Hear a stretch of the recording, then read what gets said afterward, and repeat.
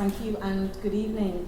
Talking about the voluntary sector, I work for Merseyside Youth Association up on Hanover Street, and I'm the programme manager for a programme that's called Talent Match.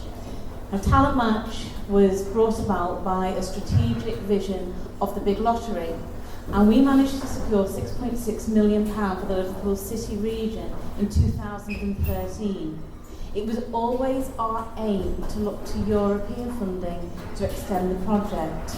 In 2015, we managed to secure an additional £4 million that we matched with our programme.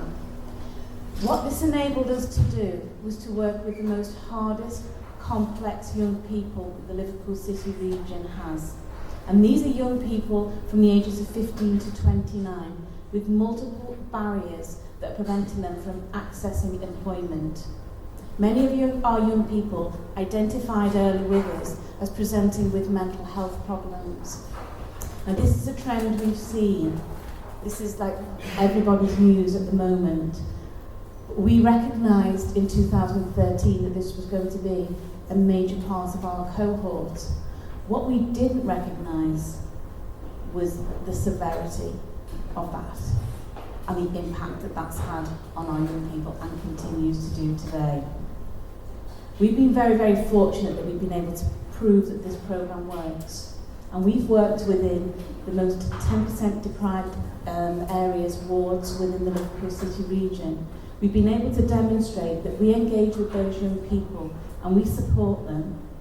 And we're able to get those young people stabilising their circumstances into a better place, into a vision where they have a future, where they can see that they've got skills, they've got employment opportunities, they've got a life that is ahead of them.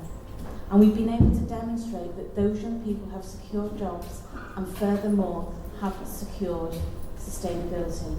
It's not about making somebody employed, it is about making somebody employable, giving them the resilience, the skills, the confidence, the belief that they can make a contribution to society.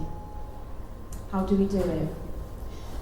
There have been lots of employability programmes that are around, and a lot of the employability programmes are funded to get people into those destinations, get them into a job. And it's not about that. We work by developing a personalised pathway of support for young people. Everybody's journey is different. Every one of your journeys here, how you have got to your destination and the job you're doing is completely different to the person sat next to you.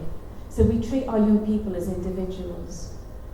We develop them through a personalised, intensive mentor who works one-to-one with them. We address mental health through therapeutic services.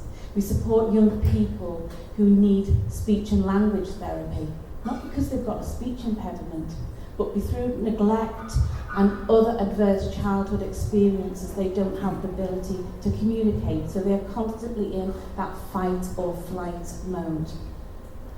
Only when we've got them rounded and supported do we then start to look at where they go next, be it into education, be it maybe just into living a life. If they've come off the streets and we've had to get them into a hostel, and we've had to address mental health and substance misuse and all of that, then sometimes they just need that period of adjustment before they're ready to move the next stage.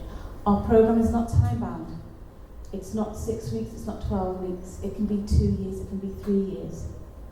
We have demonstrated to the government that this model works, and we have started to have negotiations with the Department of Work and Pensions and other bodies, the project team within the government itself, and we've been able to show that this is value for money. But we couldn't have done it if we didn't have the European match. We would only been able to work with 18 to 24-year-olds.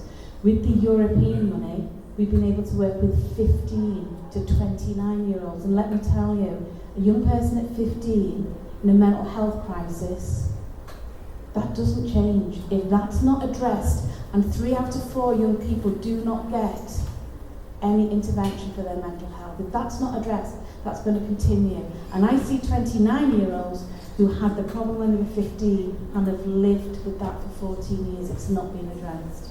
So that's what the European Social Fund has enabled us to do. And we are succeeding. 25% of our young people are hidden need. So that 25% of the people we work with, they don't exist on anybody's radar. They're not claiming benefits, they're not known, they're not with GPs, they're not a part of society. And we're engaging with those young people, and furthermore, we're getting them into employment. We've been very fortunate. Within the last couple of weeks, we have secured an additional, I think it's £7.8 million to carry on our work till the end of 2021. But we have to look at how we're going to sustain it beyond ESF finishing. So my challenge over the next 3 years is to take our programme and to demonstrate that this is a model that addresses social, emotional and employability barriers, addresses mental health issues that young people are presenting. And furthermore, it's a model that can be replicated. One of the things the European Social Fund has done for us is it's brought a robustness to our programme. It's brought diligence, vigilance. We account for every single penny that we spend.